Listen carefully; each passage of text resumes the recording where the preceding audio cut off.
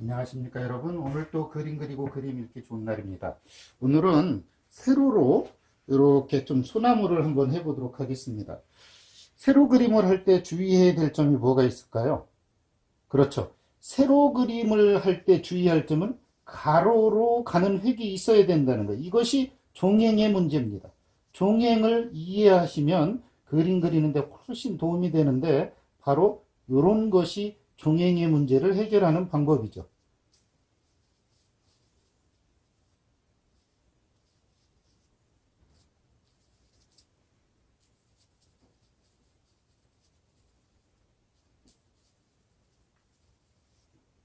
종행으로 가는 획을 표현하기 위해서 제가 좀 이렇게 붓의 느낌대로 가고 있습니다. 붓의 흐름대로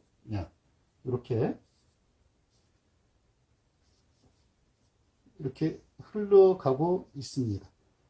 지금 그럴 거예요. 소나무 윗부분에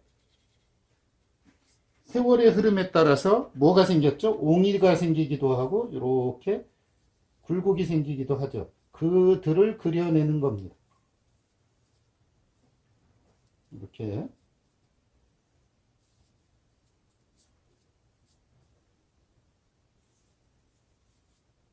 진하고 여린 것이 흐름이 한번 생기게 이렇게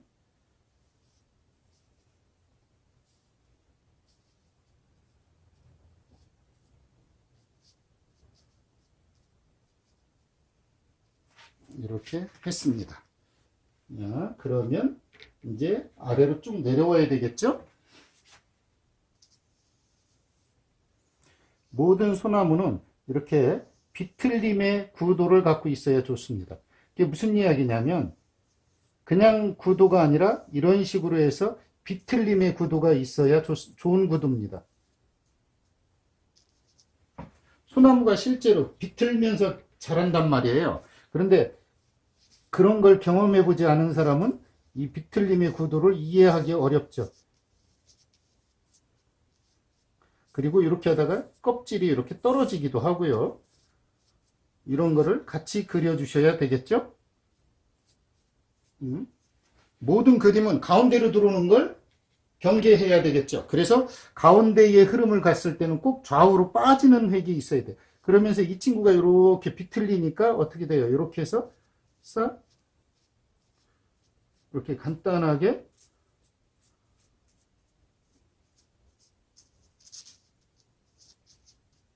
한쪽은 이렇게 되는 거죠.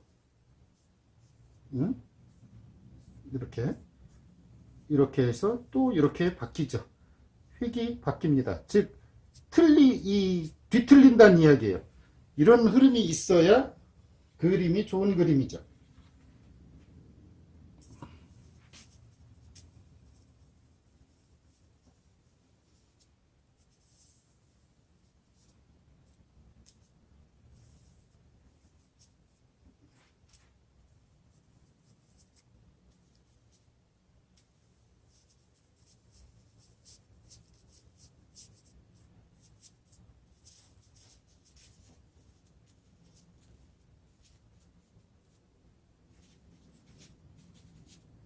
이렇게 차분하게 한쪽의 흐름을 열어줍니다.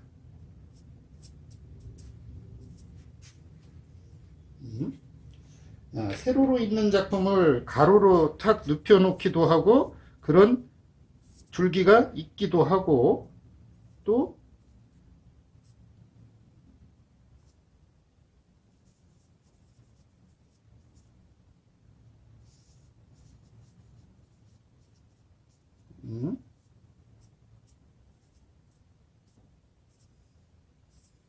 이렇게 흘려 주었습니다. 이렇게 둥치만 어느 정도 잡아놔도 그림은 완성이 돼가는 거죠. 그죠? 글을 쓸 때 올려줄 건 올려주고 내려줄 건 내려주면 돼요. 그게 무슨 이야기냐면 곧 이 송침을 글 자리를 선정을 해주면 그림이 좀 수월하다는 이야기예요. 이렇게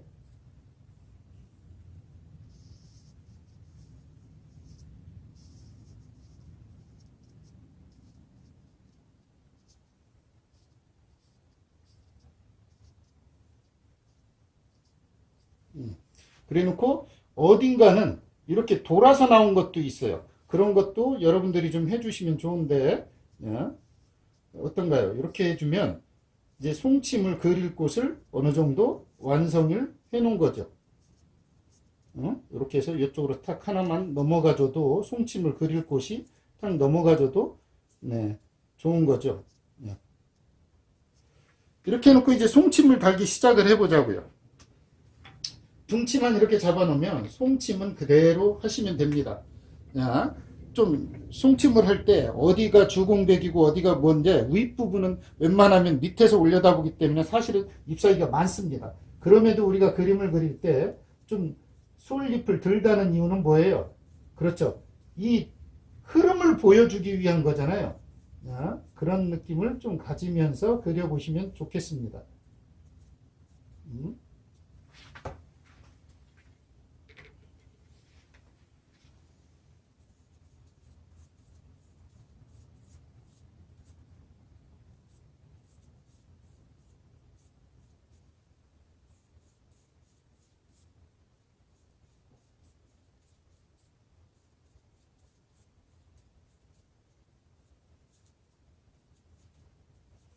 어떤 그림이든 주 흐름이 있어야죠. 우리는 그걸 주보파라고 하든 아니면 주객이라고 하든 어떤 흐름이 있어야 돼요.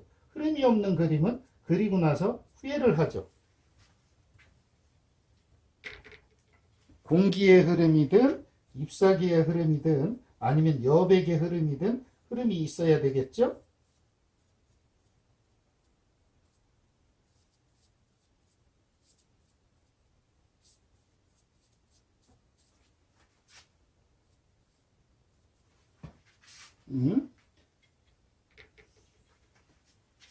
이 주의를 너무 많이 하면 이 얘의 흐름을 못 느끼잖아요. 그래서 이쪽으로 옵니다. 아까 그래서 잔가지를 그쪽으로 좀 해준 거죠.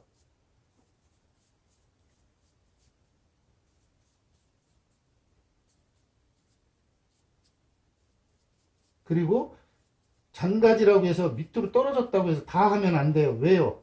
그거는 뭐기 때문에? 그렇죠. 죽은 가지기 때문에 때로는 그냥 놔둬야 될 때도 있습니다.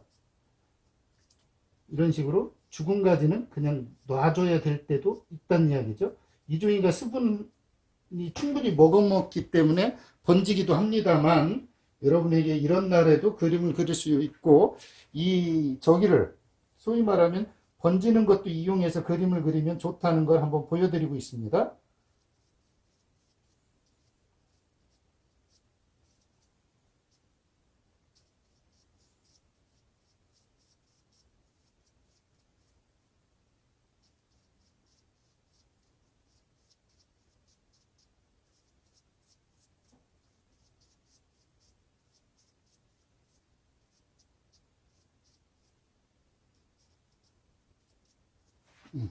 이렇게 쫙 흘러내려왔어요. 그래 놓고 이제 이쪽으로 한번 다시 지나가 보도록 하겠습니다.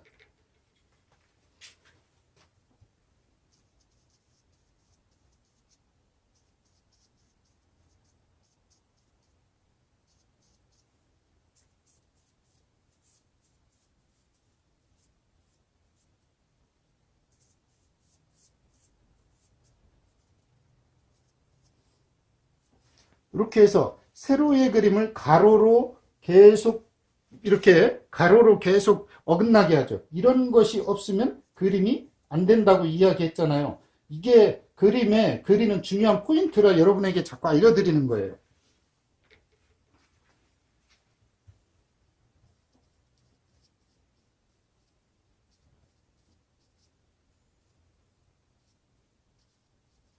이렇게 해서 구준찰 점연사 구를 해서 형태를 잡더니 구를 하는 이유는 뭐예요? 그렇죠. 사물의 형태를 잡는 거고 주는 거기에 기운생동에 기운을 넣는 거고 구준찰은 거기에 그렇죠. 세월을 넣는 거죠. 좀 소위 말하면 예, 아주 느낌을 이렇게 생경하게 만드는데 도움을 주는 건 찰이죠.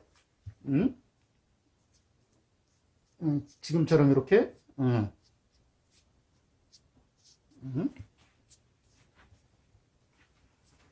그래 놓고 이제 내려와서 이쪽에도 똑 떨어졌지만 저쪽에서 흐름이 딱 와서 한두 개만 딱 해주면 돼요. 여기에 새를 그려도 좋고 이렇게 딱 떨어진 것에 흐름을 타서 그냥 딱 한두 개만 이렇게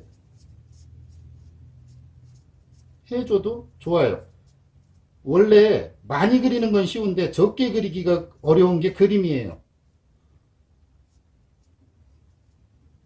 이렇게 넣어주면 참 좋은 형태의 그림이 완성이 되죠. 세로의 그림을 가로로 쫓아오면서 그것이 서로 종횡의 관계를 아주 공간 분할을 제대로 잡고 있는 것, 이것이 그림 그리는 법이죠. 그림 그릴 때 가장 중요한 건 그런 거예요. 우리가 구도론이라고 하는 것은 그래서 배우는 거잖아요.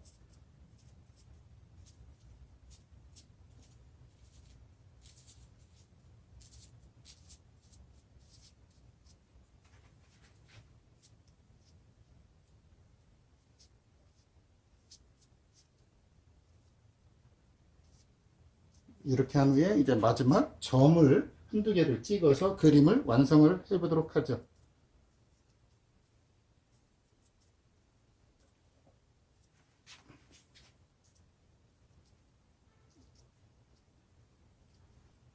요즘 자꾸 어디 출품하시는 분들이 세로 그림을 좀 그려달라고 가끔 원하는데, 세로 그림을 그리는 건 좋은데 왜곡되지 않게 영상을 가운데다 놓고 그리기는 참 쉽지 않네요. 제 머리가 들락거리게 해야 되고 팔을 움직여야 되기도 하고 그렇지만 여러분에게 도움이 된다면 한번 이렇게 완성을 해 보도록 할게요. 어떤가요? 이렇게 해놓고 여러분들이 이제 마지막으로 이제 색을 이렇게 해서 살살만 넣어주면 그것의 흐름은 끝납니다. 굳이 안 넣으셔도 좋고요. 이렇게